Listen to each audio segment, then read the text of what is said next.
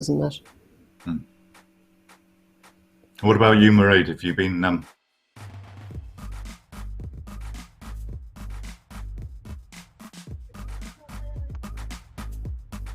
Hello, YouTube friends.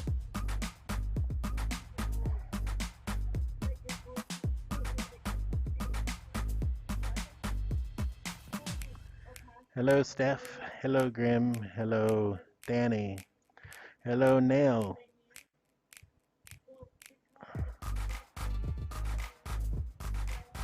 Yeah, you're hearing behind the scenes. Can you hear me?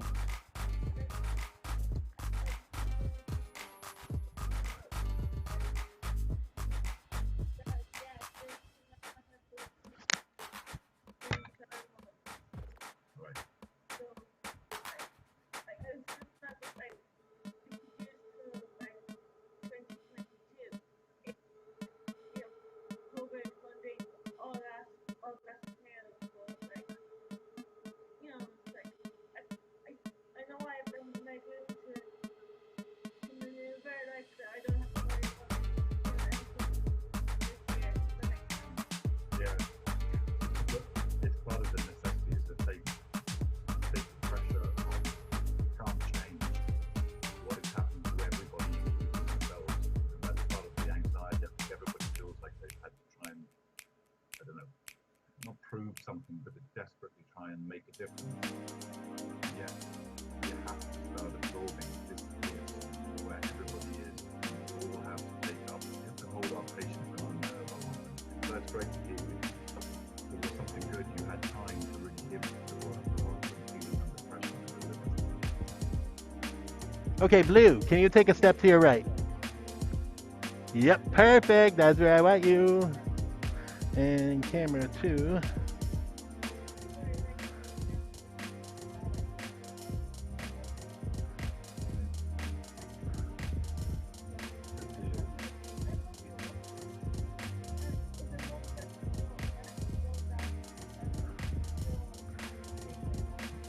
Great.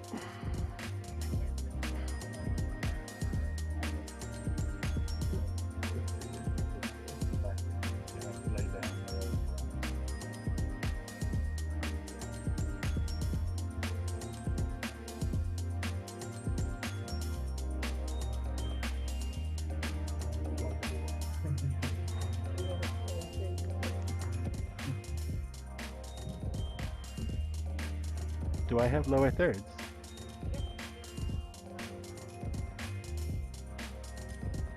Yeah, cool. Cool, all right, folks, stand by.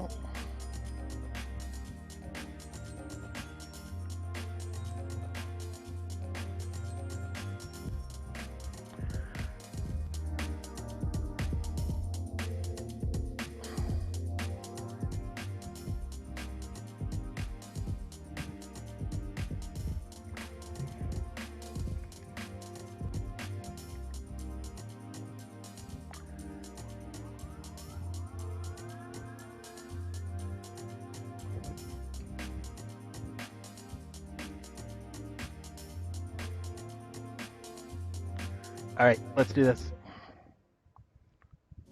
Janice, let's do this. That means be quiet. Coming to you.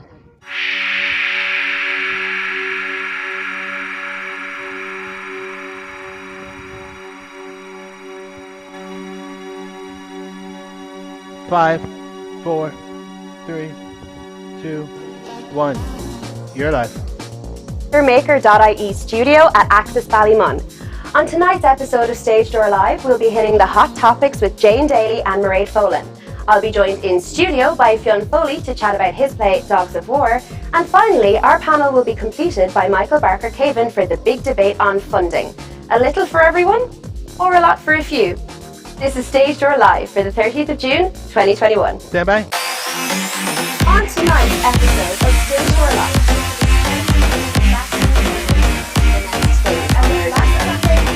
It's just a mixture thing. So what we're gave me a bit of time, gave me a bit of space, I think, and even which is crucial to our identity. Coming back to you. Welcome to Stage Door Live. I'm Janice de Bruyne. Thanks to the support of Access Ballymun and Dublin City Council, we're broadcasting from the theatremaker.ie studio at Access Ballymun, part of the Access Media Hub. We've got a great show for you tonight, but before all that, let's take a look at the top news stories from Blue Hanley at Irish Theatre this week. Take it away, Blue. Stand by.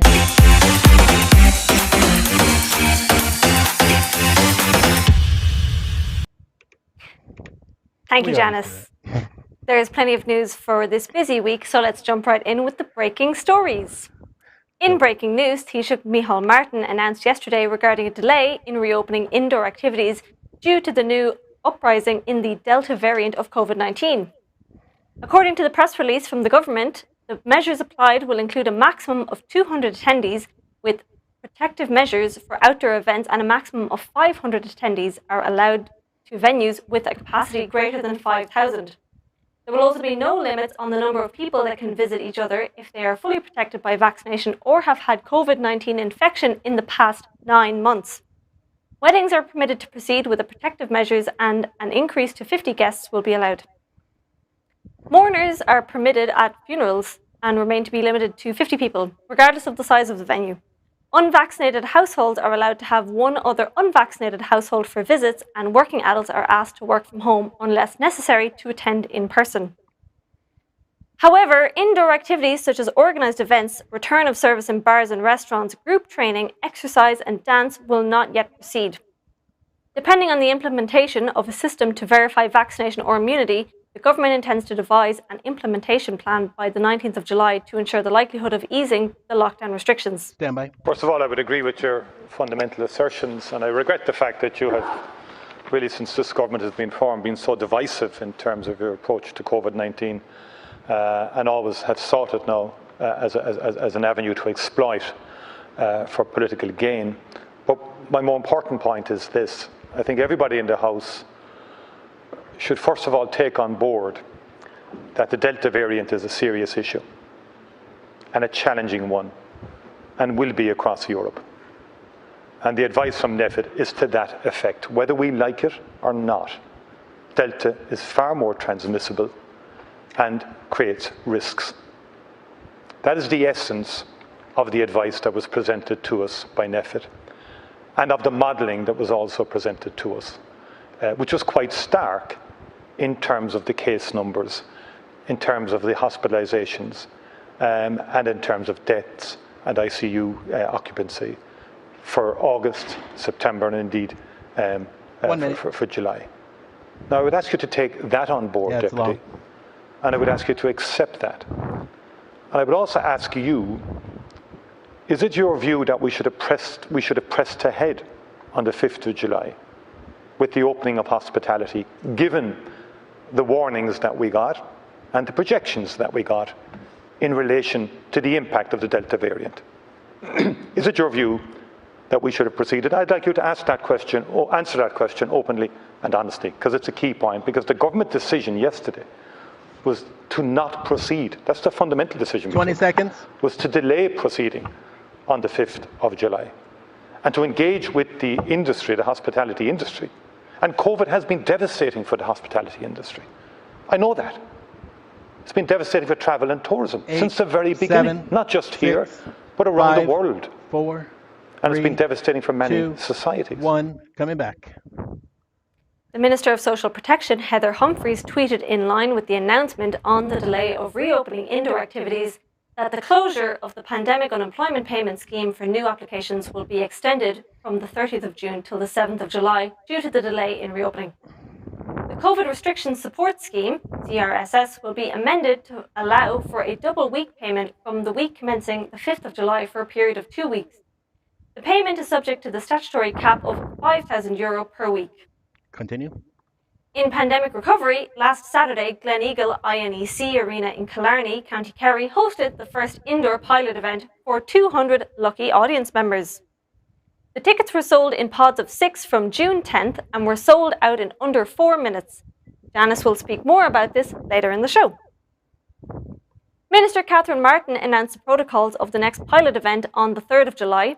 The The music festival is organised by the Irish Museum of Modern Art. The festival was initially set to be held at the Phoenix Park, Dublin, on the 26th of June, but it is now set to be hosted on the Royal Hospital Kilmainham, Dublin, on the 3rd of July.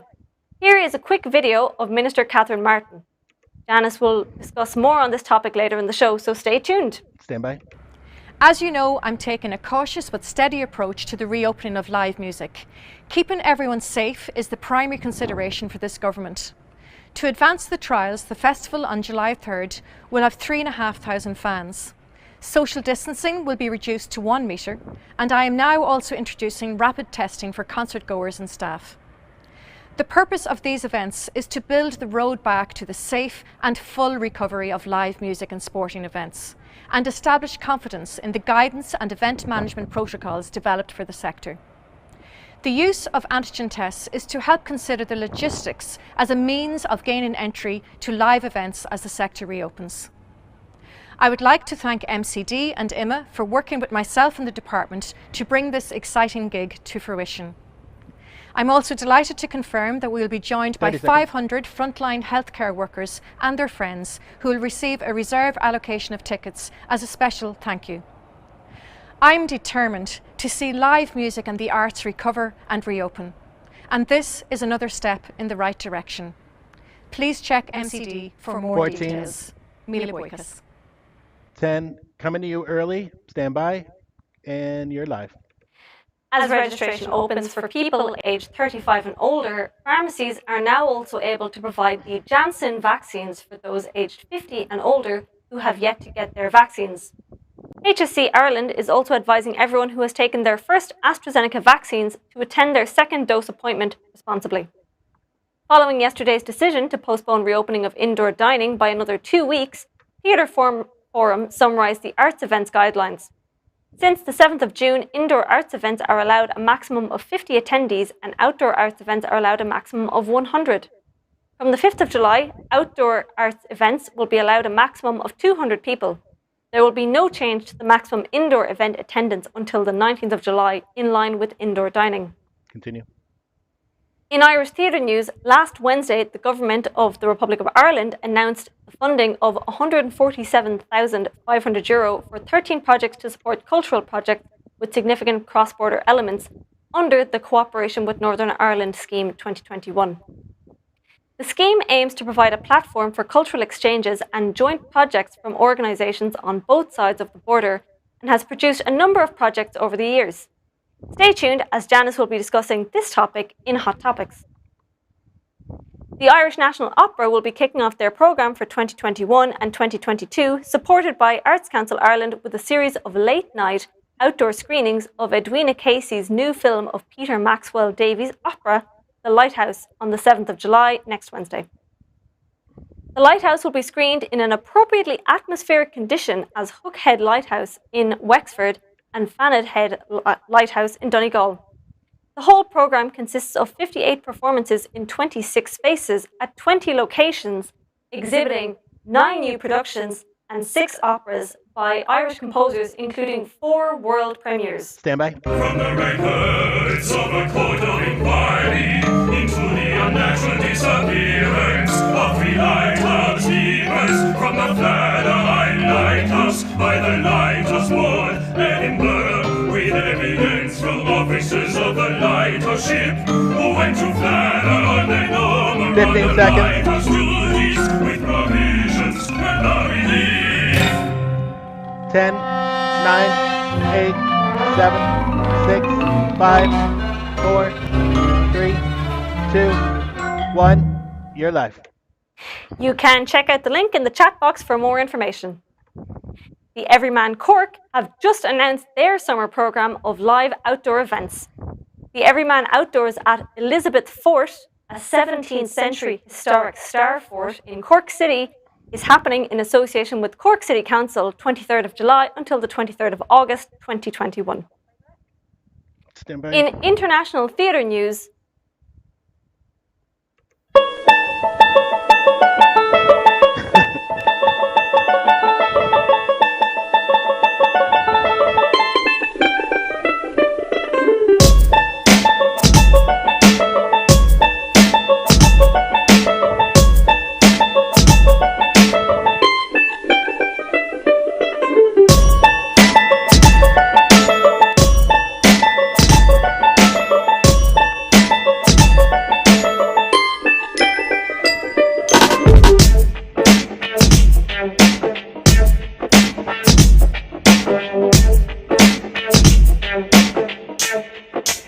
stand by. Coming back to you. 10, 9, 8, 7, 6, 5, 4, 3, 2, 1. You're live. In international theatre news, Springsteen on Broadway, the solo concert from Grammy-winning rock legend Bruce Springsteen, returned to Broadway last Saturday at the St. James's Theatre, New York. The St. James's Theatre is the first house to open to the public for a Broadway production since the COVID-19 lockdown. 32 tickets were sold for $75 for each performance in the Springsteen on Broadway production. The proceeds from the June 26th opening night is said to be donated to a group of local New York and New Jersey charities. In arts news, today is the last day of Pride Month. It's been heartwarming to see celebration diversity in people with events happening all over Dublin as well as all over the country. We hope you had the opportunity to enjoy some of the festivities, but it's important to remember that the issues facing the LGBTQIA+ community don't stop after the month of June, and we shouldn't forget about the community struggles after this month. Photo Ireland Festival kicks off tomorrow. This year is the 12th edition of Ireland's International Festival of Photography and Image Culture. Entitled On Off, the festival combines a programme of online and offline activities and exhibitions free for all audiences. It features collaborations with the Photographers Gallery, Futures Photography, and Tokyo Institute of Photography. This year, the festival proposes 4 main exhibitions: Milky Way, Bite the Hand That Feeds You, Monsanto, a photographic investigation, and The Reading Room. More information available on their website, festival.photoireland.org. Culture Ireland is in the process of drafting a revised strategy for the period of 2021 till 2025. The strategy will aim to strengthen the organisation's commitment to act as a reliable and adaptable source of support and promotion for Irish artists and arts organisations to present their work worldwide. The primary objective of this consultation process is to ensure that all interested and affected parties have the opportunity to feed into the Culture Ireland strategy for the period of 2021 till 2025. Culture Ireland invites all organisations, groups or individuals with an interest in the promotion of Irish arts internationally to submit their views and comments. The deadline for receipt of input is Monday, 19th of July 2021. You can find the link to the survey on their website and their official Twitter page. In Arts Council funding, Open Call Award is now accepting applications. The Open Call Award is open to disciplines of architecture, art centres, arts participation, circus, dance, festivals, film, literature, music, opera, street arts, theatre, traditional arts, visual arts, and young people, children and education.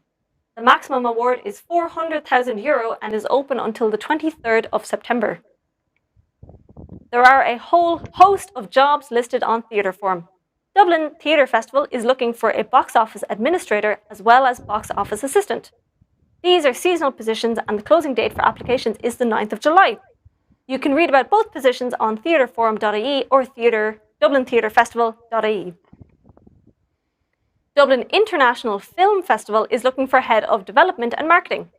Reporting to the managing director and board, the head of development and marketing will lead the development and marketing agenda for the festival and lead all fundraising efforts. This is a 3-year full-time contract.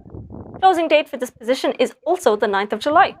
For more information, you can find it on theatreforum.ie and diff.ie. Shame Satira, the National Folk Theatre of Ireland, seeks a technical and facilities manager to lead the smooth and effective operation of the theatre stage events, as well as overseeing maintenance of the general building facilities of Shame Satira. More information available on shamesatira.com. Fíbín and An Taibhdearc are seeking applications for the following positions: Léiritheoir Airclunna, theatre producer; Bánasteoir ar Oifig na Dicéad, box office manager; Technor Airclunna, theatre technician; agus Bánasteoir ar Cafe agus Bar Airclunna, theatre cafe and bar manager. Tá cumas sa Gaeilge riachtanach donna fuis seo. More information on all these posts available on theatreforum.ie. Before we wrap up the news segment for today, let us remember the former chair of Dublin Theatre Festival, Gay Maloney, who passed away yesterday. Artistic director Willie White tweeted that Gay Maloney's advocacy and good counsel saved the organisation in difficult financial times in the 90s.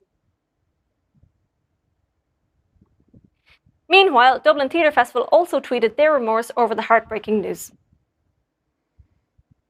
Theatre Maker is here to support you and your project. Don't forget to send in your press releases and show announcements to news@theatremaker.ie for consideration to be published on our website and our online programming. As always, we want to hear from you. What news items did we miss? What do you want to hear more about? Leave us a comment in the chat Janice, now can you or stand drop up? into our DMs on social media. Thank you. If you find value in Stage Okay, Door Blue, you're Live, clear. please help us grow by letting your friends and No, followers you're know. closer to the. If you're watching on Facebook, the monitor, hit that follow the other button monitor. and give us a like. No, the other monitor. Take a moment to share this live feed with your friends and followers right now. If you're watching us on YouTube, make sure to give us a thumbs up, subscribe to our channel, and click that bell to keep updated on our new and exclusive YouTube content. Your support helps us continue these important conversations about Irish theatre, now and into the future. Stand by, coming to you. You're live.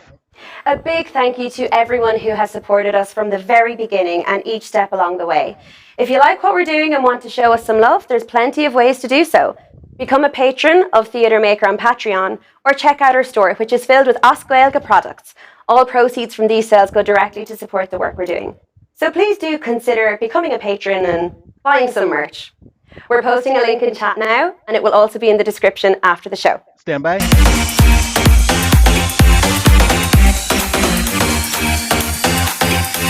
We're coming to you, Jane, and It's time for us to delve into this week's hot topics. Every week we invite two guests to join me in picking through the latest breaking news topics, the good, the bad, and the downright grisly. Don't forget, as we trawl through the headlines, we want to hear from you watching at home. So please be sure to pop your thoughts in the comments below. Before we get to those headlines, allow me to introduce our first two guests. Artistic Director of No Ropes Theatre Company, Mairead Folan, and Co-Director of Irish Theatre Institute, Jane Daly. Welcome to the show. Thank you so much for joining us this evening. Mairead, how are you? How's it going? Hiya. Fantastic. Thank you. It's sunny in Galway, so great. I know you're coming to us from Connemara, Mairead, isn't that right? So there might be a slight delay on some of your answers. We'll have to be a bit patient, I think. Yeah, there'll be quite a specular around the place. But yeah, we'll do our best. Not to worry, I think we're all used to that now at this stage. Jane, how are you today? I'm really good, actually. As Mairead says, the sun is shining in Galway. I'm in Galway City, though, so the Wi-Fi is a little bit better. And thanks a million for inviting me onto the show. Oh, thank you so much for coming on. We're delighted to have you both here. So let's get to our first hot topic. The latest pilot event that Catherine Martin is sort of spearheading. It was the first indoor event. So last Saturday at the Gleneagle INEC Arena in Killarney, County Kerry, there was a huge, big gig. And it included performances by Susan O'Neill, Muireann Nic Amhlaoibh, Jack Lukeman and Christy Moore. Testing wasn't required, but there was staggered arrival times, and all attendees had to supply contact tracing details. Attendees also took part in a survey, and the data from that gathered from that will be supplied to the department for research purposes. All attendees were required to have their smartphones switched on and the HSE COVID app installed. Is this how it's going to be for the foreseeable future? Jane, I'll come to you first. What do you think? Fair enough. Look, it's an impossible question to answer. I mean, we've been living with absolute uncertainty for the last 15, 16 months. We think we know what's happening, and then there's some setback, and we have to recalibrate everything. I watched the report of that event on RT News the night it happened, and I thought it was so extraordinary to hear Christy Moore say, you know, he's been playing gigs since 1966, and that gig was the most important gig of his career. And I think that speaks volumes. However, the excitement and the enthusiasm of the 200 people who got to attend that gig appeared to me that they made enough noise for the 4,500 that venue normally fills. Are we here to stay? I don't know. I mean, you mentioned in your hot topics the Bruce Springsteen concert on Broadway, and the fact that you have to be fully vaccinated to purchase a ticket for that.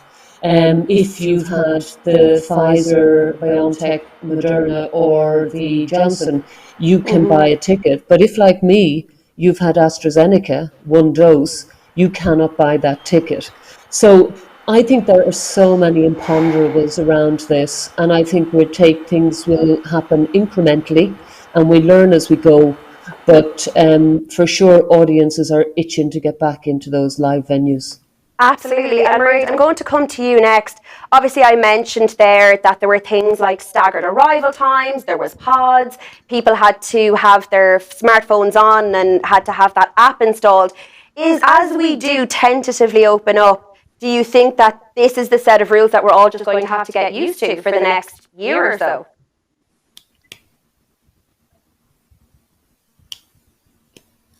I guess so. If we want to go see work, create work, we just have to bite to the rules, and like the rules will change. For all we know, there's some kind of breaking news happening right at this very minute, but we don't know. I question about the COVID app just because I take phone 2-3 years old, doesn't have the memory for that app. So does that mean that everyone that has a phone and make sure that they have a phone that can hold like a large app like that? I don't know, but I do think rules and regulations in terms of those have to be pushed into place to make sure that audiences, venue staff, and the artists all feel comfortable to be working and enjoying the same space. Absolutely. I mean, you bring up a very salient point there, is that there are issues even already with some of these parameters around access, that if you are somebody who maybe doesn't have a phone that can support that kind of app. And you also mentioned there, Mairead, about audiences being comfortable. And Jane, I'm going to come to you next. I mean, obviously it goes without saying that people are only dying to get back to live performance. I mean, as you said, like the 200 people at that gig, made enough noise that could be 4,000 people. But are we, do we think that audiences will comply with all of these rules and regulations? Yeah, I mean, I think it's interesting. Compliance is a word that kind of tends to send shivers down people's spines because it suggests a big brother scenario. I think we have had to comply over the last year and a half to a variety of rules, and for sure things are not going to be the same as they were before, and we're going to have to observe a number of different protocols. And as long as people have the individual choice about what they want to do as a potential audience member, then that is a free choice. I think Mairead makes a very good point around technology. Typically, theatre-going audiences are older patrons, particularly in the kind of the more established theatres. The audiences tend to be older, are not always as proficient or as up to date with the use of technology, from online booking to using apps on mobile phones. So I think what we're in is we're in an altered environment. Audiences will have to comply with the changed environment, but they should have the choice about whether they choose to do that or not. And this may be where the new hybrid approach of consuming live theatre from your front room, as opposed to going to a theatre where you have to go through all sorts of checks and protocols. People may choose to consume or attend theatre in different ways. Certainly, and you bring up a point there because you talked about how the general population of theatre-going audience may be older, and I'm sure I'm not the only one who's noticed, and indeed we talked a little bit about it on the last show, that all of these pilot test events that have been organised, they're all music. There's no plays, there's no ballet, it's music gigs. There is some opera, but by and large it's music. Mairead, I'm going to come to you next. Why do you think that is? Because musicians is only like maybe 2 on stage. They bring equipment. They don't have set changes, light changes. There's less of a crew. It's just then themselves as it's the equivalent of, I guess, bringing a one-person show with a minimalist set into theatre. But for music, that's kind of norm where pre-COVID you wouldn't really see that many. I hadn't really seen that many one-person shows coming into more be like 200-300, even larger, like with the more established companies, a larger cast. Yeah, certainly, and it does beg the question, because as you mentioned there, Marie, there's a whole load of list of other things that go along with your standard theatre show, that don't go along with a music gig. So it'll be interesting to see as we come out of these pilot test events, and certainly I'd be interested to know how exactly they are going to apply their findings of these test events. What is going to be the quantifiable data that has an impact for us as theatre makers? We'll have to watch this space. Thank you both for that hot topic. We're going to move on now to our next hot topic, which is the cultural cooperation with Northern Ireland. So last Wednesday, the government announced the funding for cultural projects with significant cross-border elements under the Cooperation with Northern Ireland Scheme 2021. The scheme has produced a number of projects over the years and is aimed at small, self-contained projects which seek to enhance, celebrate or commemorate the artistic, cultural, musical, film or heritage of the island of Ireland on a north-south basis. So, this is something quite positive, I would argue, in the midst of all the negativity of the Brexit melee. What do you think, Jane? Oh, what do I think? Throughout my professional career, I've always looked on the work in the organisations I've been involved in as all island. This island is too small for us not to be inclusive and collaborative in that cross-border context. There doesn't seem to be a really, really clear policy around, what you can and can't do. I know, for example, with the touring, they suspended the cross-border touring prior to COVID, I might add. I think it is very welcome to see a state-funded initiative that invites and welcomes collaborative projects cross-border, and I would like to see an awful lot more of them. I do, however, think that the Brexit issue will throw some shadows on certain things. I know from talking to artists myself who are working cross-border are just having some issues around, their tax, their earnings, their, what they can and can't do. So, yes, let's work on an all-island context where it's just too small not to. Absolutely. Certainly, I think we've all been talking about this, like the connection between the UK and Ireland in terms of the theatre and touring industry. Like, they're so intrinsically linked and have been for so long. And we've all kind of been shouting for a long time now about the impact of Brexit. So it's certainly a breath of fresh air to see something like this going ahead, coming from government. Mairead, I'd like to come to you for this next question. Is this an example of the arts once again, providing a path forward for people to come together in spite of any conflict that might be going on? Yeah, but to be honest, it was already there. There's this theatre company that I know, the Rabbits Riot Theatre Company, and the two co-directors, one is based in Leitrim and the other one is based in Fermanagh, and they've already started working with on working cross borders, like they were working on like crossing the line, where they did a writing group with women that lived on the border, and they had different age group and backgrounds, and it was cathartic for them to talk about their experiences of living on the border.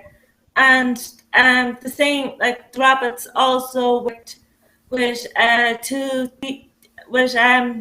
youths in Leitrim and in Fermanagh, like the teenagers' voices worked together to youth production. So it's already been there on a smaller scale, but it's great to see it like getting more like that kind of work is getting more state funding. So hopefully we see more rabbits around the place. Absolutely, certainly. Actually, I was part of a cross-border project with my youth theatre back in the day, so certainly these things have been around for a long time. And it's interesting when you think we do talk a lot of the time about theatre and arts always being political, but also I think we could say that it's an example of art sort of elevating beyond those kind of political and geographical borders, and being able to do that. What do you think, Jane? Do you think it would be true to say that? I do, I do think that, and I think, Mairead is right that it's happening already. I mean, there are an awful lot of cross-border collaborations going on between organisations, between like the Lyric and the Abbey. Fishamble has also been working cross-border. Just like Emma Jordan is directing Una McKevitt's play at the Abbey at the moment. The British Council works in an all-Ireland capacity here, as does Culture Ireland indeed.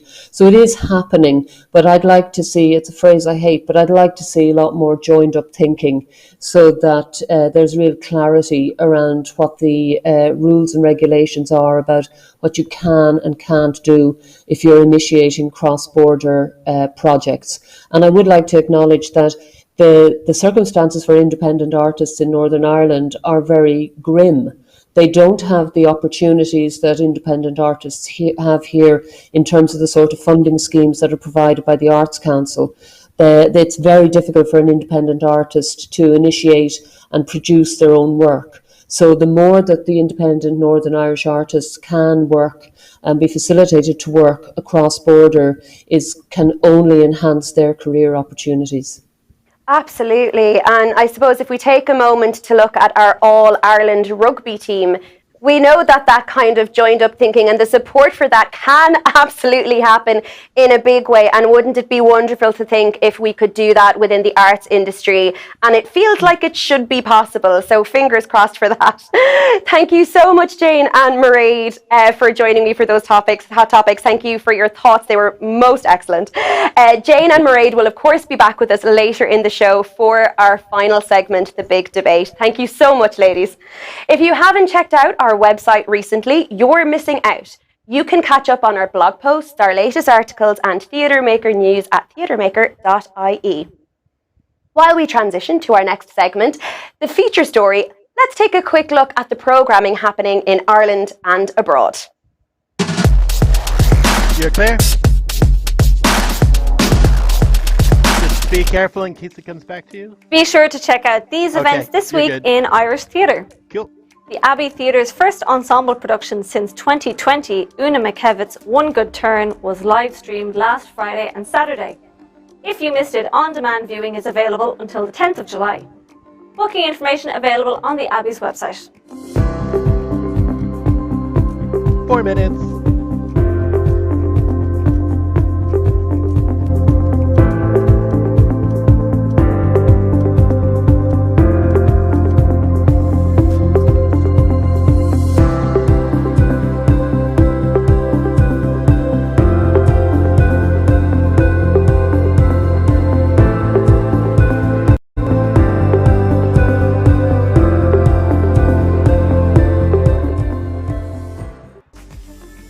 The Clonmel Junction Arts Festival is starting on Saturday and runs until the 11th of July, featuring a multidisciplinary programme with a wealth of online content including Pat Kinnivan's Four with Fishamble Theatre Company on the 4th of July and 2050 by Dan Colley and Fionnuala Gigax on the 5th of July.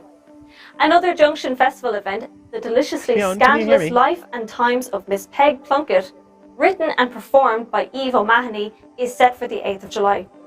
An article featuring O'Mahony's play by our news editor, Brianna Zaprianova, just published today, so don't forget to check it out on theatremaker.ie after the show. 2050 will also be touring prior to their appearance at Clonmel Junction Arts Festival. Fionnuala and Dan joined us on Stage Door Live last year to chat about the project, and we're delighted it has life beyond its initial run. You can catch it online through Mermaid Arts Centre until the 1st of July via Camden's People Theatre on the 2nd and 3rd of July, Sounds and great. of course Thanks. on the 5th of July as part of the Junction Festival. The next installation of Bewley's Cafe Theatre Walkabout programme kicked off today with Dogs of War. We're lucky to be talking to actor and writer Fionn Foley right after this, chatting about the show and Bewley's programme. With performances taking place in the Yeats Memorial Garden in Stephen's Green at 1 p.m. and 3 p.m.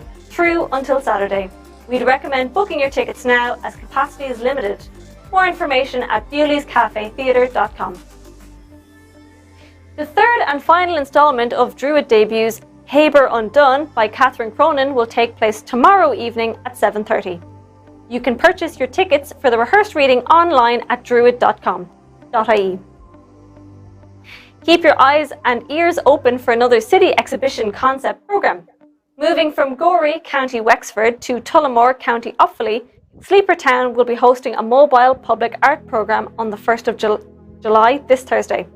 The programme uses an audio AR experience to bring the work of internationally renowned practitioners to life. The event commissions new work by artists living within each of the communities as the audience walks around the city of Tullamore.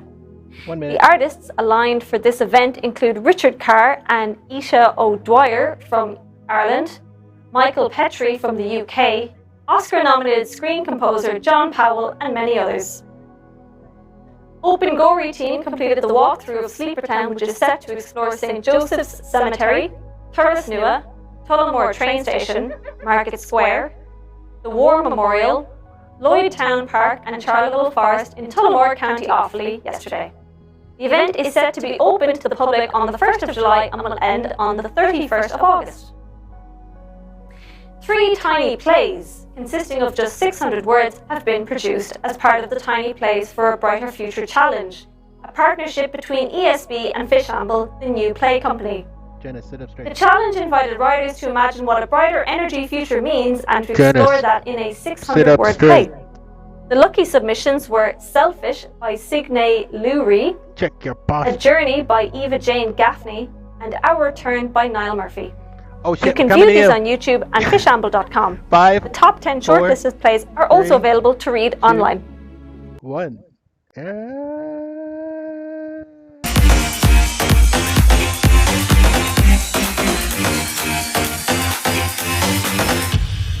You're live. Thank you so much for that, Blue. For this evening's feature story, I am thrilled to be taking a look at Bewley's Cafe Walkabout Theatre, specifically Dogs of War. The third instalment of Bewley's Walkabout series, Dogs of War, follows Judy, who is absolutely furious at being ousted from her throne at the helm of the country's eminent stock photography agency. She finds herself having to start all over again. Judy sets up absolute pup with an elite dog walking agency. Now with an army of only the most sophisticated canine comrades, she will rebuild her empire and exact the revenge she so desperately craves. Set at the Yeats Memorial in Stephen's Green, it promises to be a laugh riot, and rumour has it dogs are in fact welcome to attend, and apparently living in my throat this evening, I'm so sorry. Here to tell me all about it is the writer himself, whose words I've just garbled, the ridiculously talented Fionn Foley. Welcome to the studio today, Fionn. Thanks for coming in. I'm delighted you're that excited about it. Yeah, I'm so sorry. First of all, congratulations. You opened today. How was that? Live audiences, in person, how was it? Yeah, a real kind of baptism of fire, not only because, generally speaking, I suppose I'm in a lot of the work that I'm in, that I've written rather, so to be on the other side of it and also to be back into the sphere of live theatre, even in a very kind of different context, was great. Fantastic. And were you like lurking in the audience, trying to get a feel from them how they were responding? Hopefully not lurking. Yeah, no. Yeah, I suppose there's an element of self-preservation of that. You don't want to hear too much as well. I can definitely say, if only for the immaculate direction and performance, yes, it certainly went out well. And it's great to be back. Fantastic. So let's get into the nitty-gritty of it then. Where did Dogs of War come from? How did it all start? How are you making this show in Stephen's Green? Yeah, well, so I think the Walkabout programme, which Bewley's had put together, was very much something conceived to happen during all the pandemic, rather than to be something that would eventually happen at the end of it. It was something to be able to weather the storm. And therefore, we always knew it was going to be outside in whatever context it would happen. So I wanted to write something that I suppose, responded to, well, the atmosphere that was in. I knew it was going to be in a park, and I'm one of the people who spent lockdown largely in Dublin, so I suppose I saw the ebbs and the flows of the pandemic and how it was changing by sitting in parks and stuff like that. And the two kind of things that I mostly observed were, one, people that were, you know, like many of us, just for the first time in their life, massively out of context, whether that be not working necessarily or, you know, in the usual routines that they're in.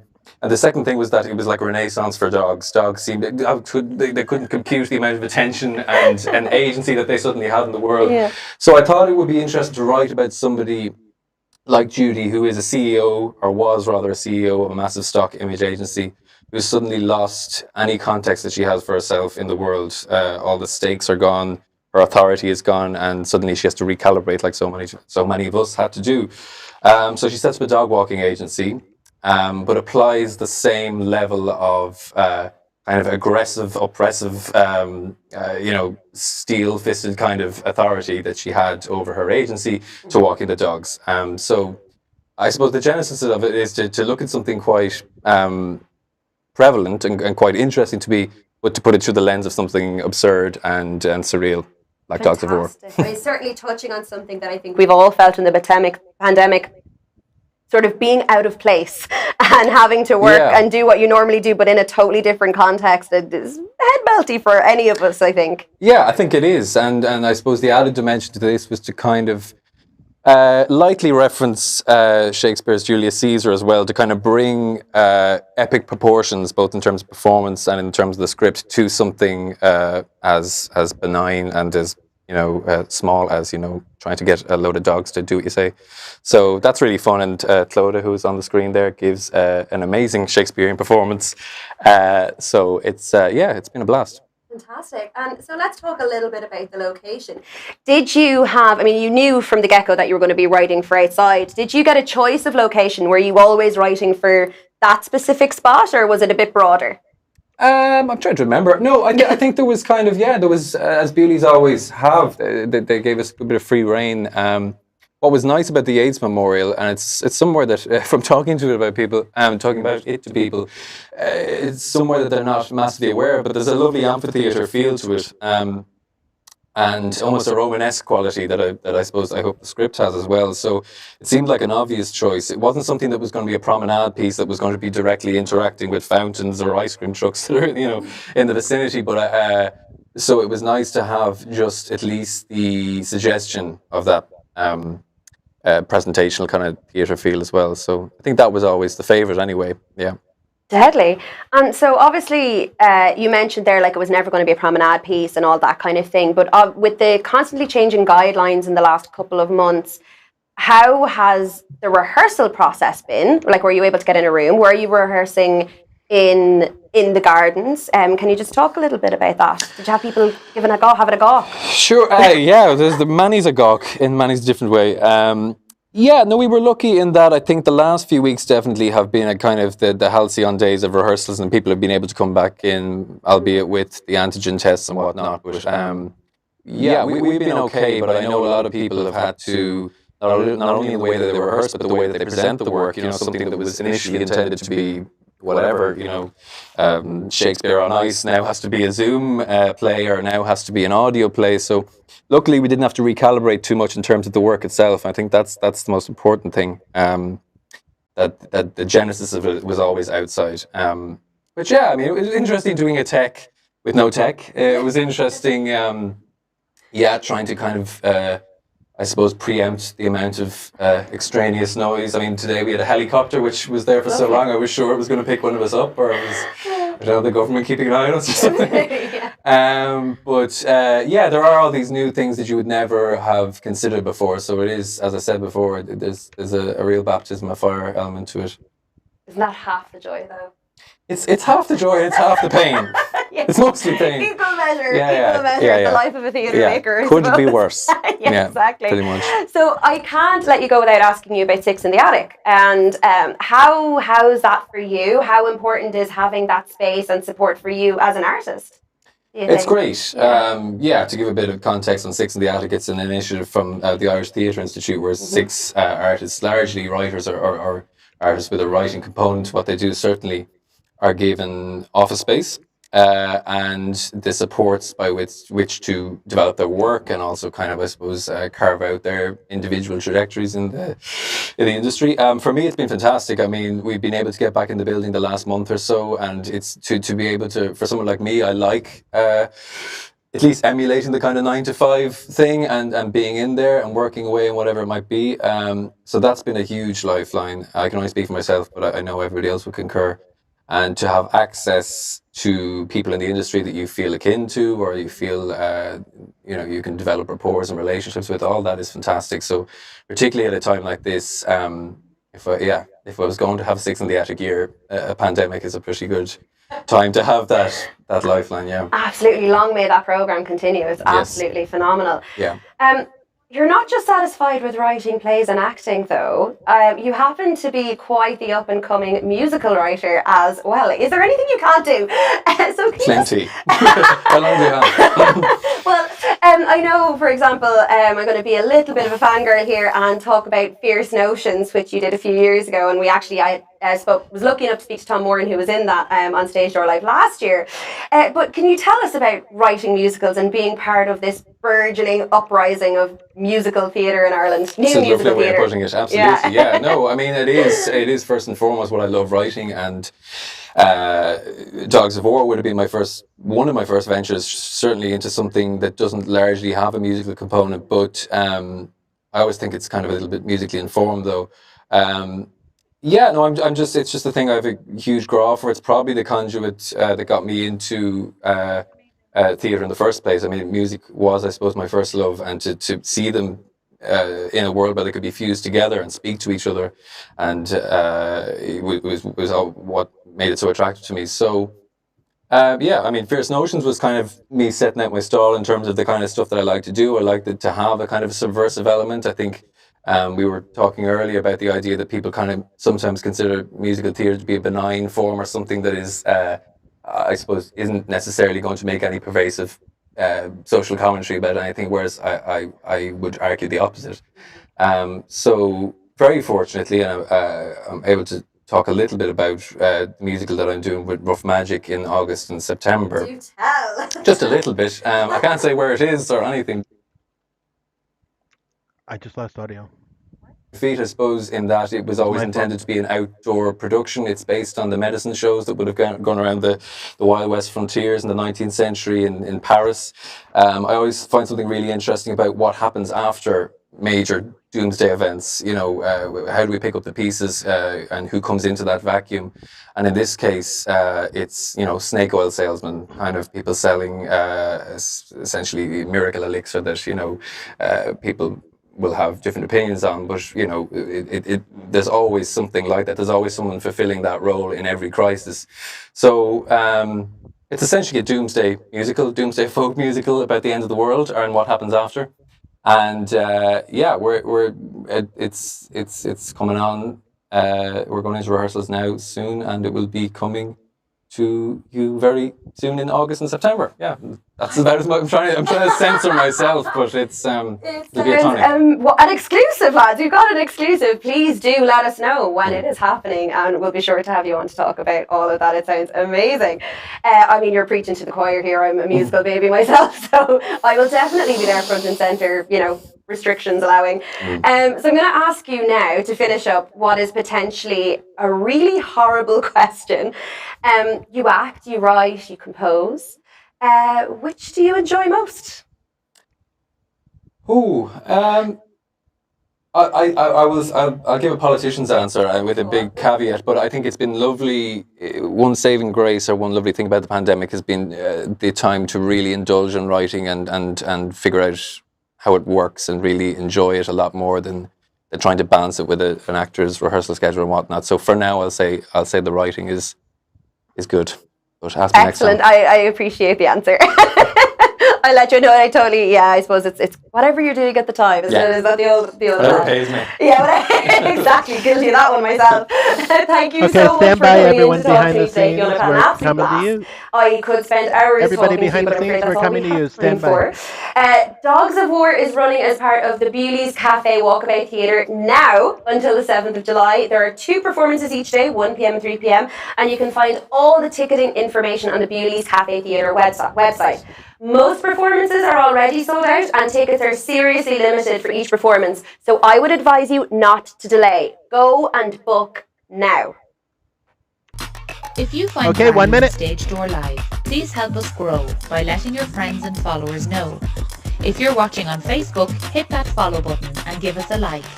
Take a moment to share this live feed with your friends and followers right now.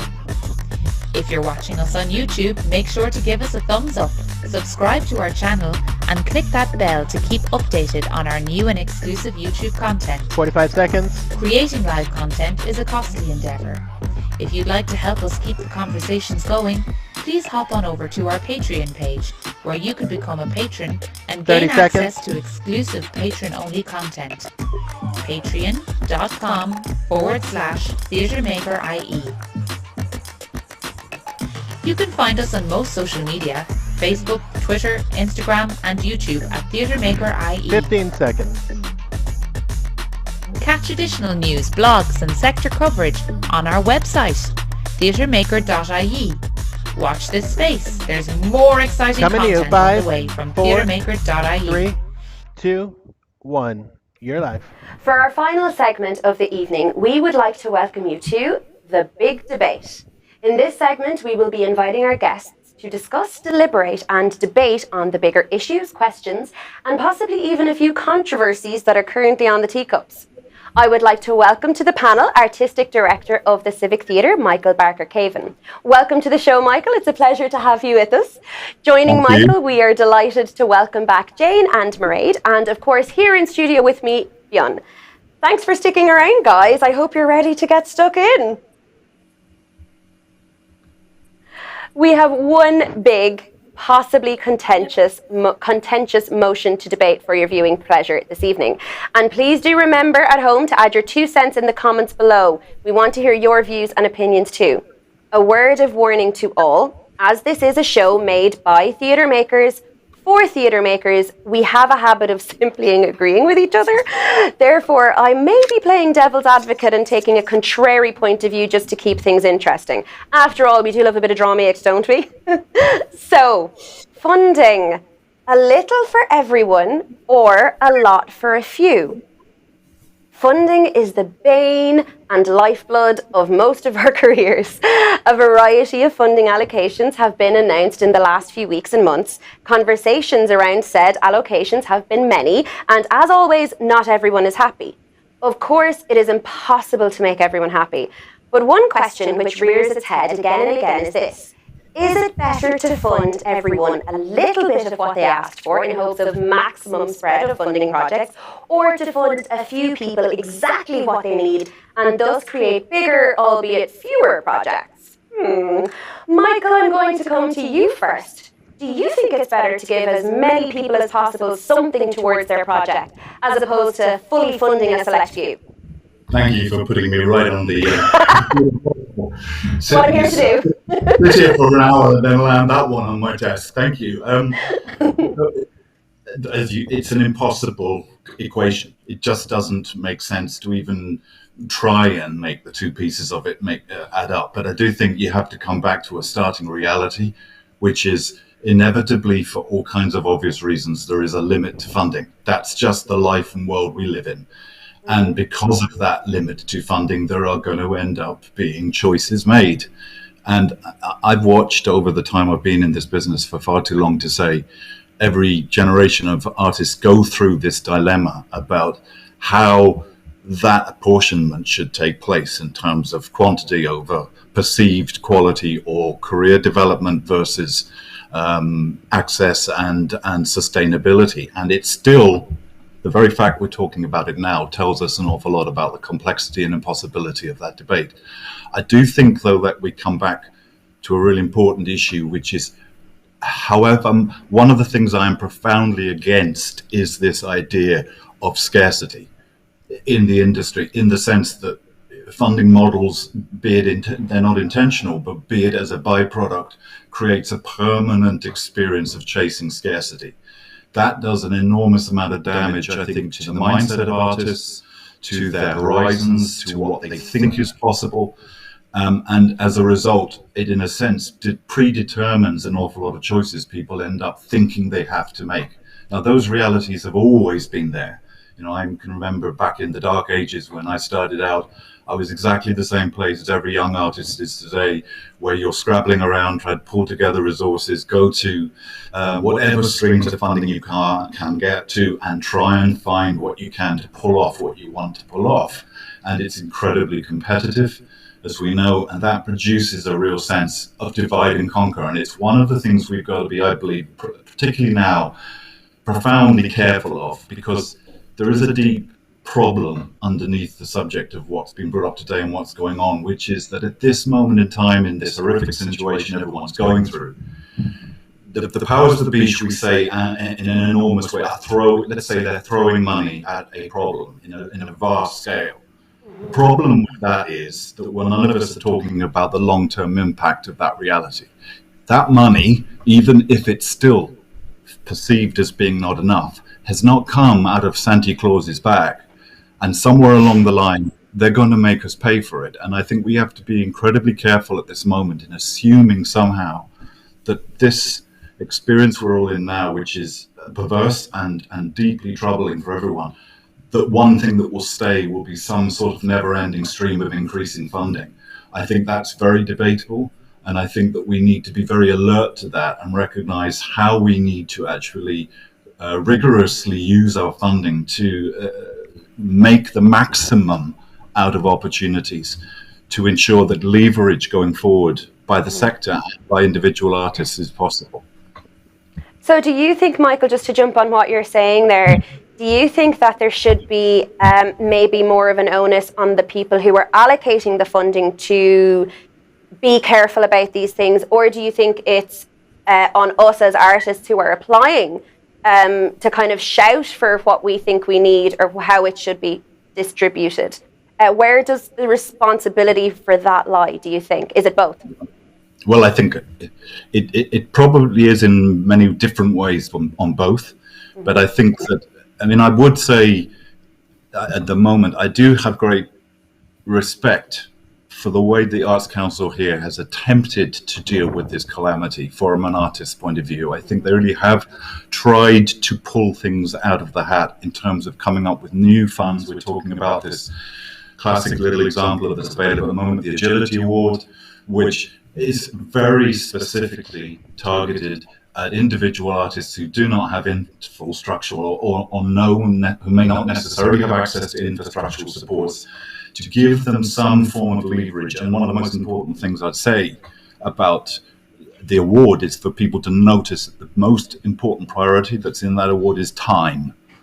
They are looking to give people a small but maybe useful amount of money, not to prove themselves, but to actually use that time in a rigorous and sustained way that something valuable may come out of it. And that's been part of the project. One of the things that's driven me mad for years, which is this whole chasing of application, project to project mentality that's produced. It's always been there in the business. Look, I've been a director 25, 30 years for my sins. It never was any different then. You constantly were trying to prove yourself. You were constantly trying to believe this thing that I do will actually make sure in some way that I'm actually achieving what I want to do in terms of my goal. Oh, I'm back to stage one. I have to prove it all over again. But when I look at someone there like Fionn, who I've watched his career to date and hugely admired and remember seeing some of your early work, seeing how progress is possible even within the difficulty of this very strenuous situation.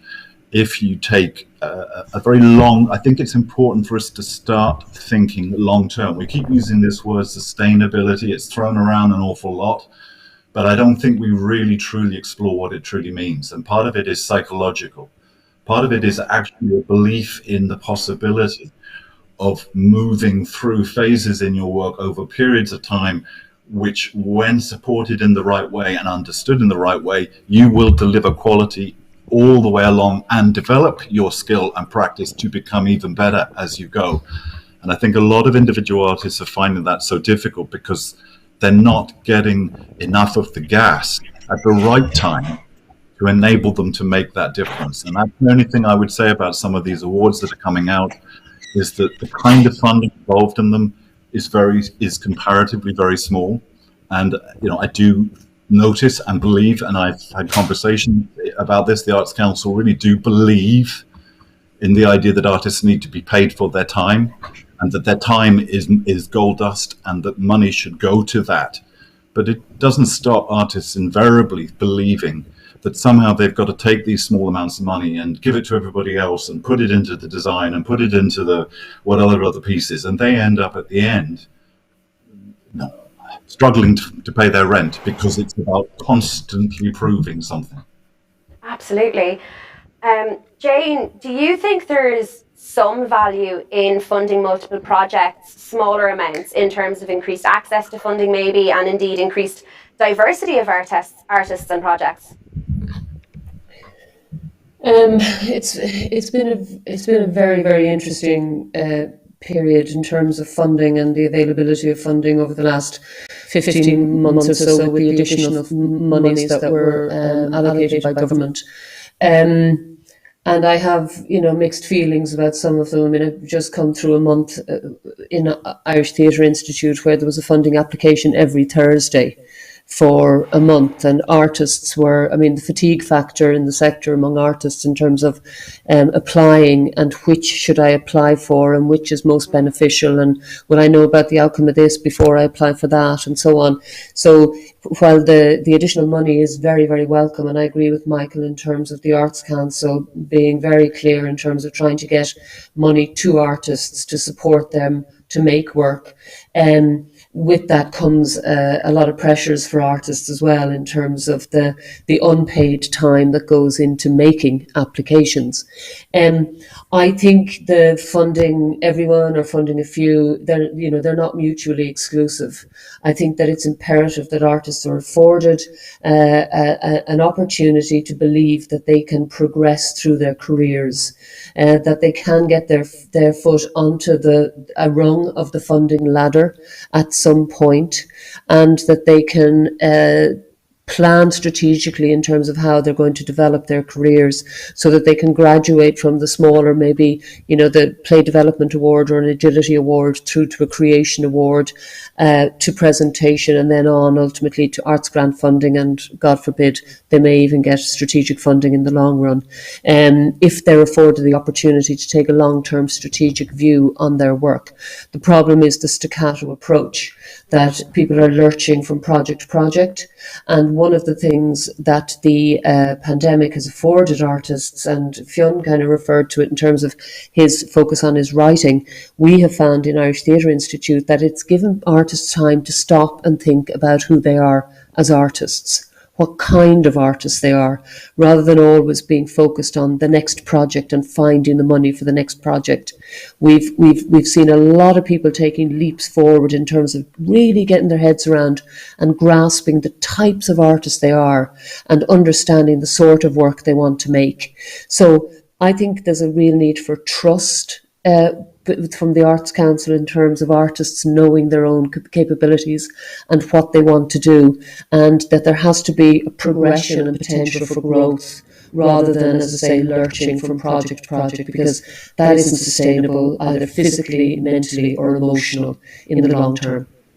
Certainly, I don't think there's anybody who hasn't had that application fatigue. I mean, it's a full-time job in itself, really.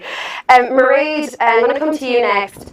Obviously, we are always delighted when we do get funding, but when you say get maybe 1/3 of what you asked for in your application, do you then feel or think that there's this expectation or a pressure that you're just going to make it work? Yeah, and to be honest, like with No Ropes, that has happened, and I'm the one that doesn't get paid at the end of the day because I need to pay the other creatives in order to work. And that's not sustainable. But I think the problem is not like trickling, like money trickling down. I think it has to I think the power has to trickle up. I think if there was more initiatives within art centres to help artists to develop, even if it's like benefit in kind or extra financial to help develop the work. If they consult artists on open calls, is that what the artists want? What do they need into? How can the art centre make that easier for them? And what kind of ideas do you want to try out? Be of interest. Don't be saving your programming, and definitely pay the artists for their time if they're consulting with you and helping you with the fund with your funding application. Yeah, definitely pay the artist. Yeah. And there's this quote that we discovered a couple of weeks ago it's by Raul Martinez. Rules mark out what we can do. Values tell us what we should do. When the things we most care about are being destroyed by the games we're forced to play, it's time to change the game. So the whole application process doesn't work for artists. Artists, we like to present. Even if we're a playwright, we present. So if we could show our passion in other that we're not constricted in word limit or character limit. We just heard Fionn talking about his show. We saw his passion. I want to go to Dublin. I don't know how I'm going to go to Dublin, but I want to go to Dublin to see a show. And that's the passion that we need in our programming. And you can't get that in a word limit or a character limit. I love that idea. Yes, change the game. Let's change the game. Which actually, Marie, you have very neatly brought me to my next question, which is for Fionn. Which, in those instances where you don't get what you applied for, do you find yourself having to compromise artistically or otherwise to make you work? Have you ever wished they just hadn't bothered funding you at all? In cases where you don't get, there's a school of thought that says yes. Look, it's the mother of invention, and by the very nature of you being a theatre artist, you have to be open to compromise and reimagining ideas and stuff like that. But there are certainly, and a lot of the work that I make or seek to make is, within a very a large scale kind of style that is very dependent on a certain amount of funding, and sometimes when that doesn't come, it's as good as dead in the water if you look at it from a cynical point of view. But that's I don't know what would be my answer to that. Only that I would say, as an artist, for me, it's been very important to never be a kind of a one-horse race, and always be kind of surrounded by projects that you're equally passionate about, if that's possible, of course, and be surrounded with people who excite you and show you your own ideas through a different prism. It doesn't feel like a cul-de-sac in the way that a funding rejection might. I think it's about kind of, yes, it can absolutely be the furnace through which your entire work is made and flourishes, but I don't think it necessarily needs to be the closed door either. And it takes a lot of resilience to view it that way. But I think, optimism is definitely a virtue, particularly at the moment in that regard.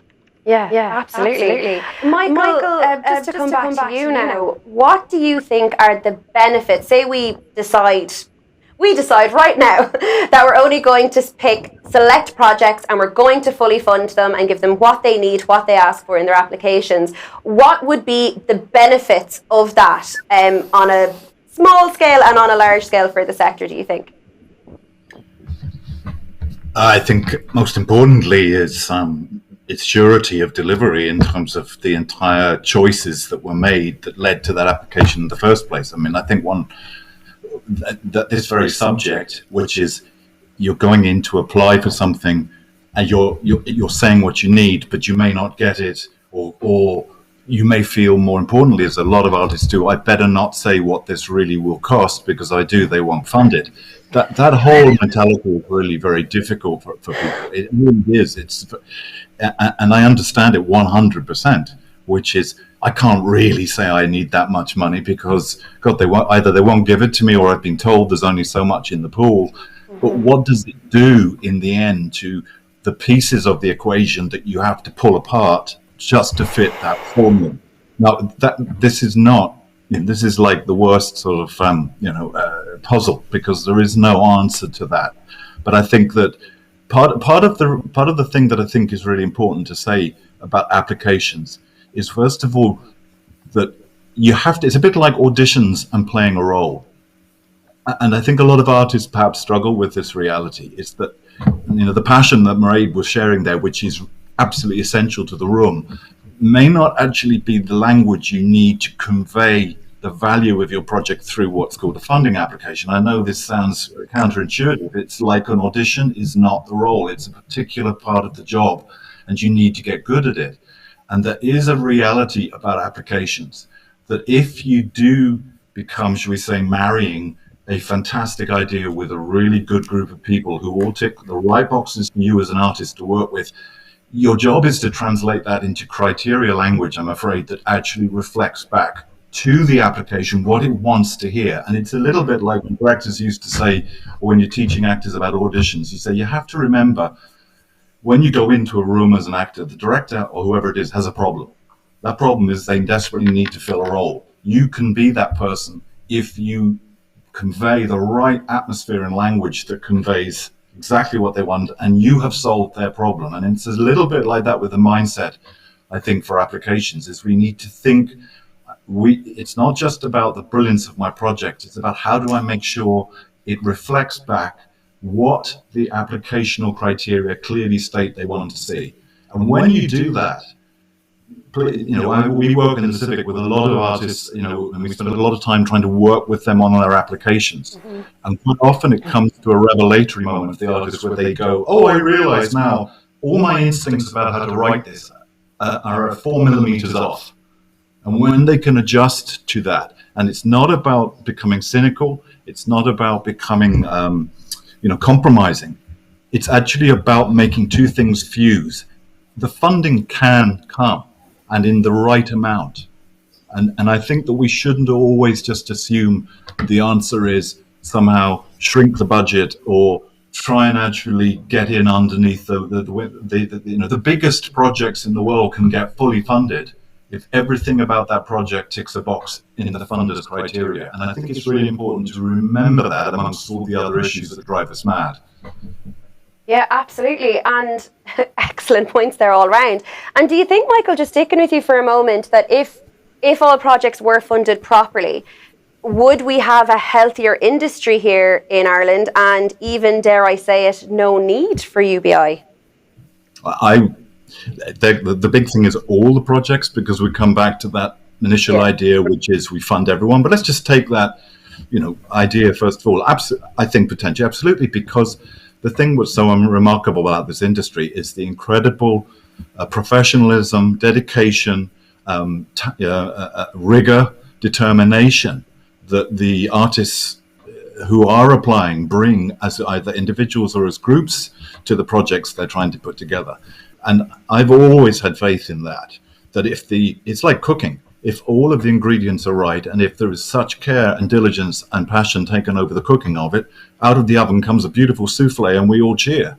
And I do think that there has been a tendency to see large-scale funding for projects as some sort of dangerous watermark that only can be managed or held by very large institutions. Well, that is not the case. I mean, I remember back in my time running the Everyman in Cork, when we managed to get a very significant fund to produce a community professional opera called Pagliacci, which had 120 people on the stage and was one of the most spectacular things Cork has ever seen. And the reason it happened was because we put in a very serious big application out of the blue, and they funded it because in many ways it reached a huge number of very important criteria, and therefore we were able to deliver.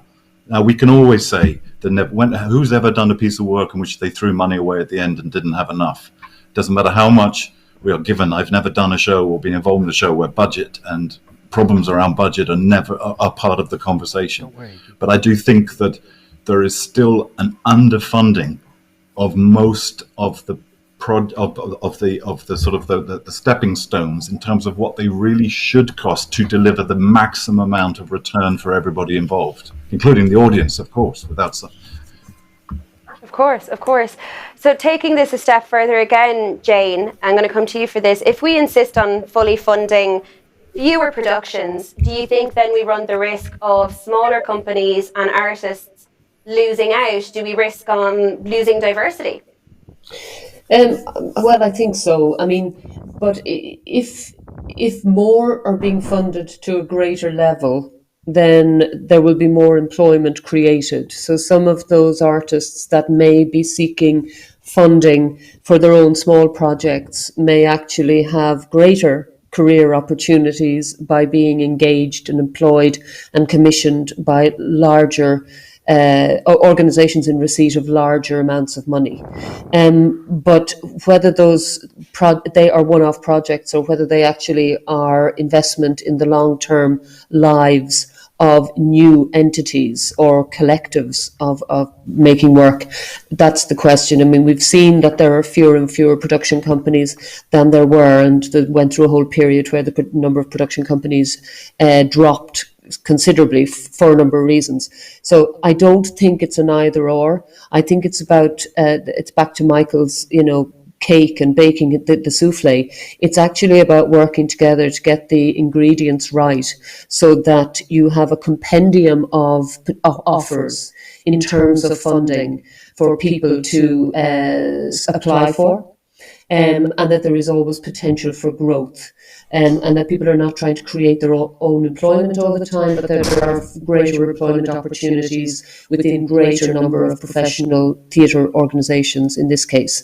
I think there are some fantastic initiatives happening in terms of artist supports. You've talked very kindly about Six in the Attic, thank you very much, but one that I'm conscious of at the moment is the Transform project that's being run out of Mermaid, where four artists, I think, are actually receiving remuneration to the tune of about €18,000 for the year, with no expectation to make a project, but to give them, I suppose, a salary of sort, which they can use to develop a range of projects and maybe to apply for other funding.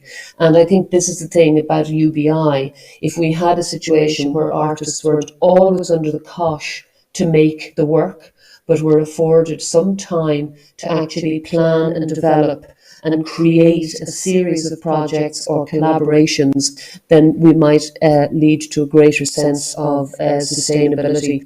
And can I just say one last thing, sorry, about audiences. It's not just about the money coming down from the government to Merrion Square or from local authorities. The audiences and the patrons of the arts have a role to play in this as well. And if audiences or the public has learned anything in the course of the last 15 months, it's the absence of artistic offerings for them to consume, engage with, participate in, has really created a void in people's experiences over the last year and a half. And I hope that when we return, that the audiences will return in their numbers and that the earning capacity of artists and companies through box office will grow from the poor numbers that we've seen in the past. Yeah, certainly. And jumping on that idea, which I think everybody has mentioned at some point this evening, around people working together and it being balancing, between giving what's asked for and funding more people and all of that. We have all of these bodies which provide funding. You've got the Arts Council, you've got local arts offices, you've got the government, you've got different institutes and all sorts, all giving out pots of funding and bursaries. And all with different ideas on how best to allocate that money, to distribute it. Is it as simple as coming up with some sort of, basic, simple standards for funding allocation? Is it as simple as that? Are the principles of making great artwork the right questions to ask? Michael? I'm glad you didn't come to me on that one. We're coming to her next. I think that let's be, again, we have to be realistic.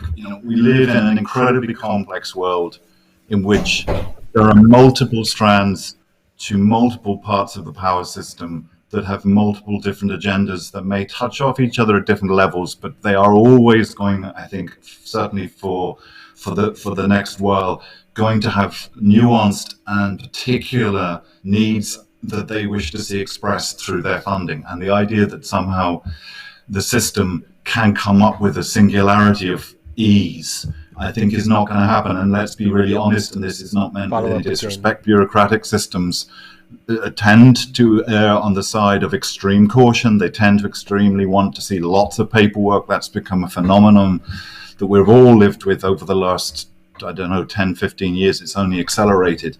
And I mean, I go back to when I did my first Arts Council application as an artist too long ago to think. I cannot tell you how simple it was. I mean, you'd almost die to hear how simple it was. It was so simple. I mean, it did start off with being approached by someone from the Arts Council saying, "How much do you want?" And I'm not kidding you.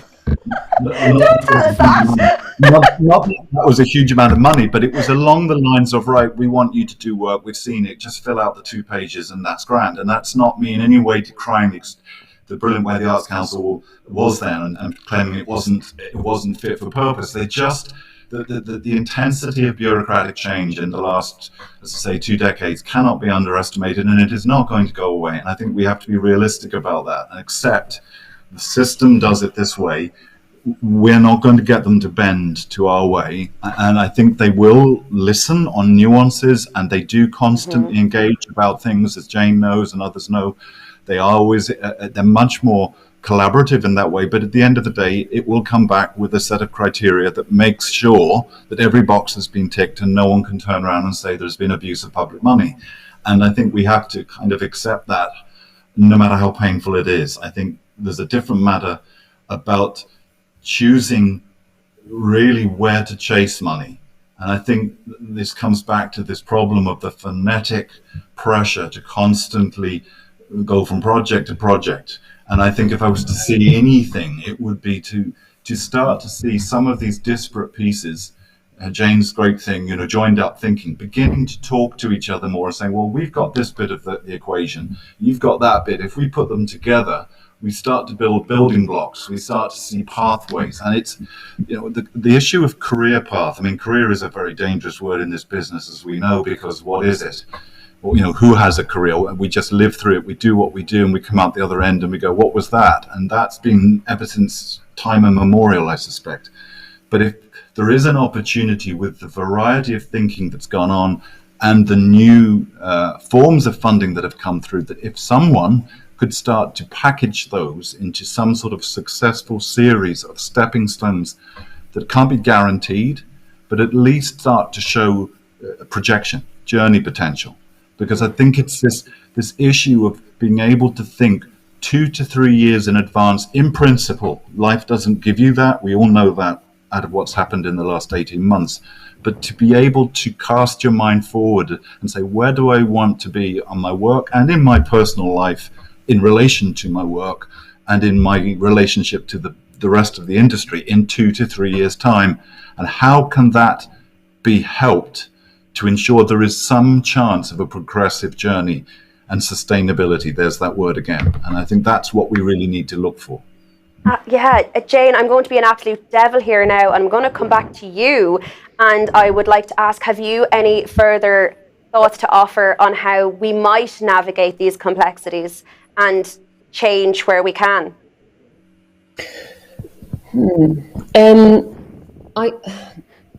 I think there has to always be capacity for change. And I think as a sector, we're starting to be heard much more than we have been in the past. I think the work of NCFA has been extraordinary. And I think as well the work that, I have to admit, I did sit on the task force, but I think that some of the positive outcomes from that work that came out through adversity, that when things start to they'll never return to normal. But when they start to settle down and people maybe get a bit more comfortable again, we have to remember the hard time that everybody's been through. At the very beginning, we said the arts sector would be first out and last in, and my God, how true that has been. And I think we have to take that hurt with us into the next phase and remember how catastrophic the time has been, and to be agents of our own change, and to engage with the different agencies and organisations at government, local and regional level, and ensure that people are talking to each other, and that the health and well-being of the arts sector and the artists within it is nourished, developed, and that for once at last, this country might actually start to recognise the value and the contribution and the role of artists in society the way it is recognised in many, many other countries around the world. And then it can be a realistic career opportunity for people into the future. But we can only achieve that by doing it together and carrying the hurt with us and staying on top of the argument and the debate as we move forward.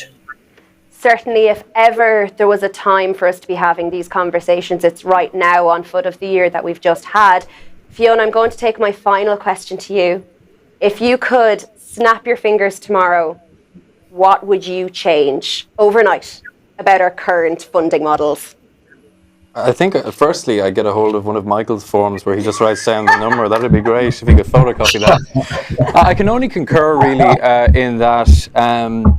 I think Michael's right in saying that within a system that is, trickles down from the top, the most you can do for yourself is be pragmatic within that, unless you're talking about having a conversation that really goes to the top of that and is almost existential in how we, just the value system we have in this country for art, and that goes way beyond theatre, of course, music, literature, everything. We need to kind of not see it as something as tangential as something that just simply has a return, an investment and a return.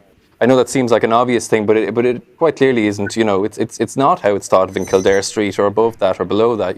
So all I can say is I concur, and that it's a conversation that really needs to and has done, thanks to NCFA and other great organisations petitioning for that. But it's something we really need to, in the same way that I've had time to think about my craft as a writer, audiences have time to think about what they miss and what they want to see. I think we also need to talk about how we as a society value art and how we can best ensure that it's kind of given its dues in every possible way. That'll be my only addition. Definitely. I mean, actually, it's interesting that you say that because Maureen Kennelly, the director of the Arts Council, has an amazing article today in one of our national newspapers all about how the arts have gotten people through this pandemic in a big, big way, and fingers crossed that we're now in a position that we can build on that for a better future, hopefully. And certainly the success of the NCFA, I think, is testament to everyone involved, that things can change and we can make our voices heard in the houses of the Oireachtas and further afield. Though there's no doubt in my mind that this is a debate that's far from over. Absolutely. We'll be having this debate, I feel, for years to come if what Michael has said is anything to go by. But I'm afraid that is all time we have for tonight. But before we go, very, very quickly, Fionn, you've already mentioned one project that you've got going on. Is there anything else you'd like to tell us about? There's a show coming up real soon, and I'll tell you about it then. Keep an eye, watch that space. Mairead, have you got anything coming up that you'd like to take this opportunity to plug? Oh, sure. I'll tell you in a couple of weeks' time. Again, watch that space, No Ropes Theatre Company. What about you, Jane? Is there anything that you'd like to spotlight? 2021 is the 21st anniversary of the Irish Playography, and we'll be doing something special in probably early November. Fantastic, so keep an eye there. And Michael, last but not least, what would you like to plug? This very week at the Civic, we have our first live experience for everyone, and it's an amazing thing, which is by Solo Sirens. It's a long project they've been working on called Sessa. It has over 100 stories of women who have travelled the world to come to this land, which is the original myth that founded Ireland, the story of the arrival on the shore of a boatload of women and one guy, and it's the oldest Irish myth, and it's been forgotten, and it's been used as inspiration for this remarkable collection of stories, and it goes live this week. Amazing. I will definitely be checking that out. That sounds fantastic. Thank you so much to all our guests for joining us this evening. Mairead, Jane, Fionn, and of course Michael. It has been such a pleasure chatting with you all, and I do hope you would be happy to come back on our show soon. Thank you very Absolutely. much. Thanks a million for inviting us.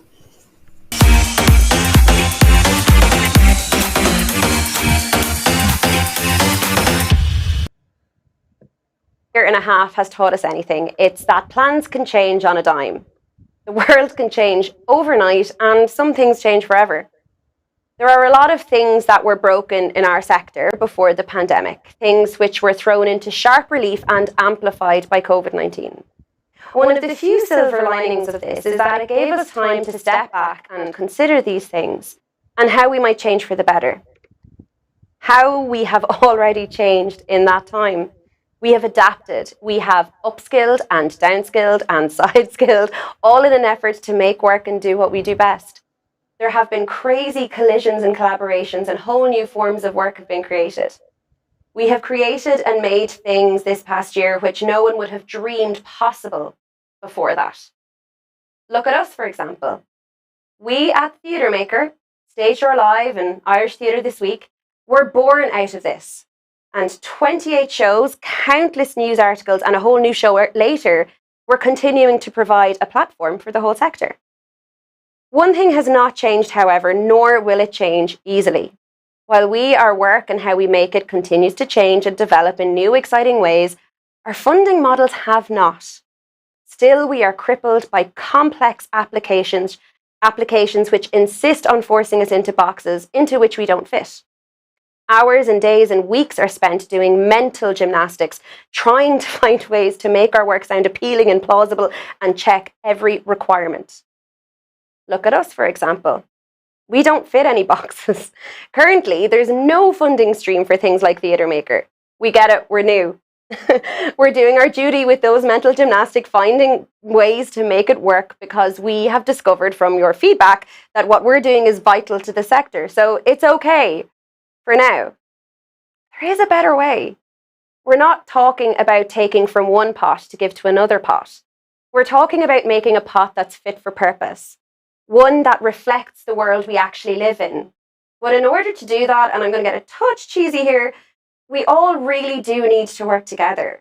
We must fully fund the bigger productions, and we must make space for funding smaller emerging work. It's a question of equity and balance, and collectively saying no to getting on with it and making it work. Unless we all, across all disciplines, across all roles, work together to make our voices heard and demand the changes we know need to happen, it won't happen. There is a better way, but it's up for us to lay the path and walk it. And now for something completely different. To celebrate the end of Pride 2021, here is Nathan Patterson with Sonnet for Axis Breathe.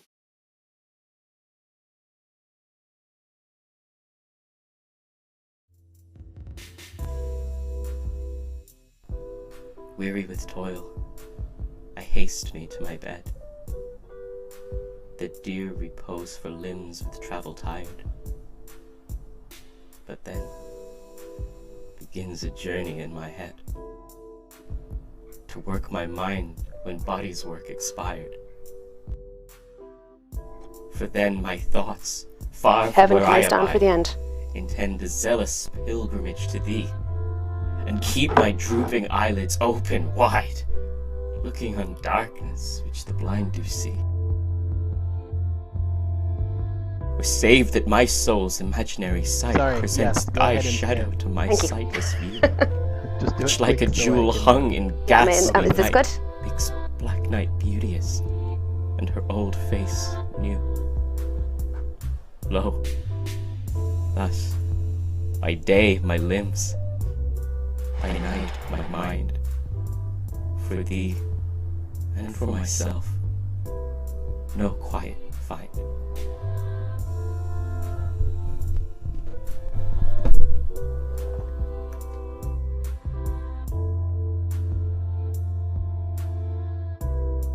30 seconds.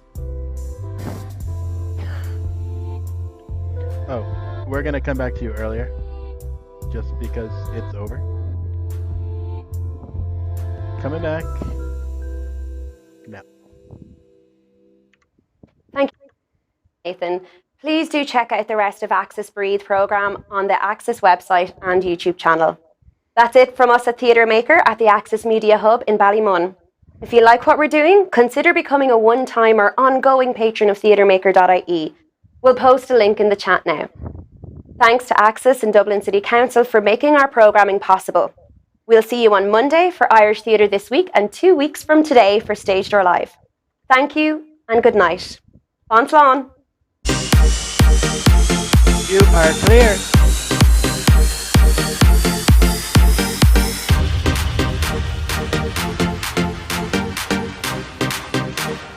Mairead, Jane, Michael, thank you so much for joining us.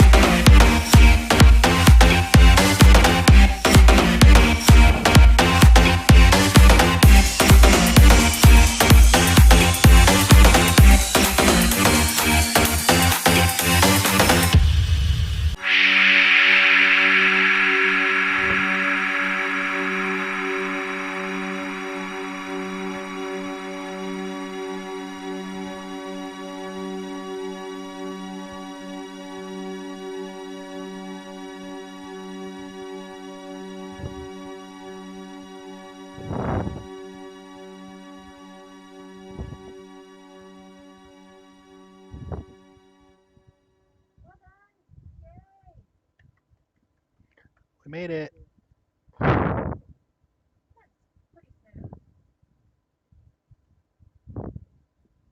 What is going on?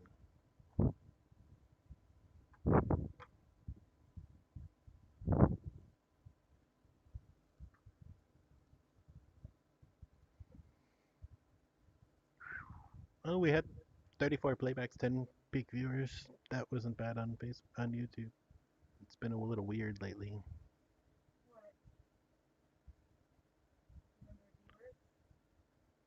Yeah. Hello, Steph. Hello, Joseph. Joseph, you're late. I couldn't say hi to you before the show. It's okay. I see you were working. Thanks, Steph. Yeah, it was actually really knocking on wood right now. It was really uneventful. Like not much went wrong. There was not much to troubleshoot. It kind of just worked. I guess the biggest problem was the fact that one of the guests' internet was a little bad, which happens in Ireland because the best internet is in Dublin, and it's because it's a small country. It takes a while to upgrade the infrastructure. Question: why do you choose to have your show start when I have Wednesday meetings at the same time? Well, how long have you been having Wednesday meetings at this specific time? That's the question, Joseph. We've been doing this for over a year. You've probably been doing it for 20 years, right? Very intriguing. Around two. Oh, see? So, like, we've been doing it since April of 2020. So, we're not that far behind. Even with long talkers. I'm just looking back at your comments. Yeah. Some people do talk long and they don't edit themselves, but that's cool, actually. I like it. I wish we could give people the time to say everything that they want to. Unfortunately, we couldn't keep an audience for that long. We have had some shows that go on for 3 hours, almost. We had a musical theater show that was 2.5 hours, where our topic was musical theater, and you know, it's telling me my current bit rate is very low. I don't know why, but I don't know. Nothing on this side that I'm seeing. I know that everything was a little jumpy on the NDI. For some reason, NDI on our network is having problems. I actually think it's very hot in here, and I actually think our network switch is overheating. So I have to look at that. The big discussion. Yeah, I don't like the word discussion. It should be a debate, but everybody pretty much agrees. Doomsday folk musical. Hi, Sai. I saw you come in earlier and I waved to you. I hope you know that wave was for you. Yeah, I actually love the accents too. It's really cool. So tomorrow morning, I have a job at another. Yet again, I have to move all my equipment that's in the control room. I have a job at a theater tomorrow. Loading in tomorrow, and then doing a live stream on Friday. I might be able to stream that. I have to ask for permission. But I'll let you know if I end up streaming that. Today was Satisha's last day, our news intern, and we have a new intern starting on Monday. I'm gonna miss her a lot because she is great, and she really did, especially on Irish Theatre this week, our Monday show. She really did keep the show together. So I'm kind of sad about that. We have a new intern starting in the news department Monday. It's a guy. It will be nice to not be the only guy that's working in the space. We do have Chris Moran is the only other guy on this project. But he's working remotely because he's currently living in Spain. So yeah, it would be good to have another. Oh, I guess Sean also. I forgot about him. But for the longest time, I was the only guy working on this. Yeah.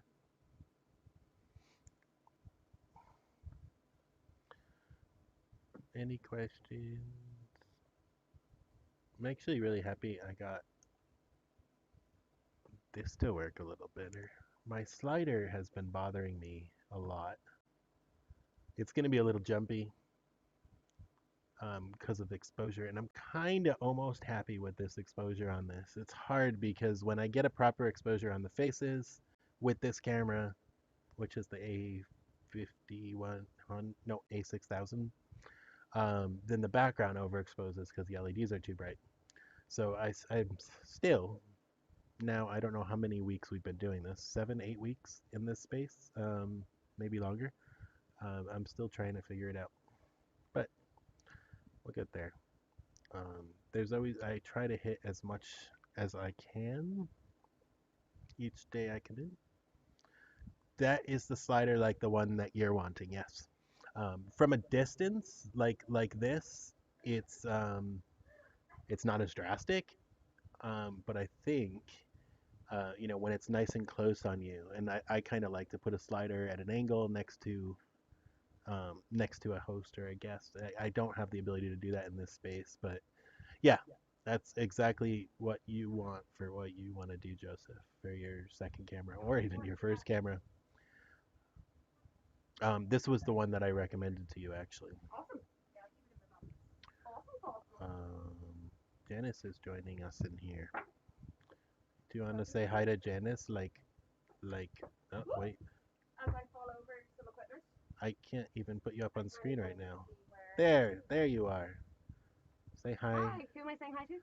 You're saying hi to Joseph and Outdoor Dog, Steph, cool. Hi guys. and Grimskull, and all of these amazing Sai, and Nailbender, and Danny, and cool.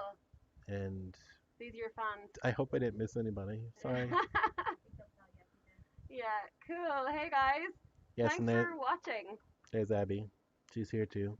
They like Abby better than me. Well, obviously. Yeah. Because I'm being apparently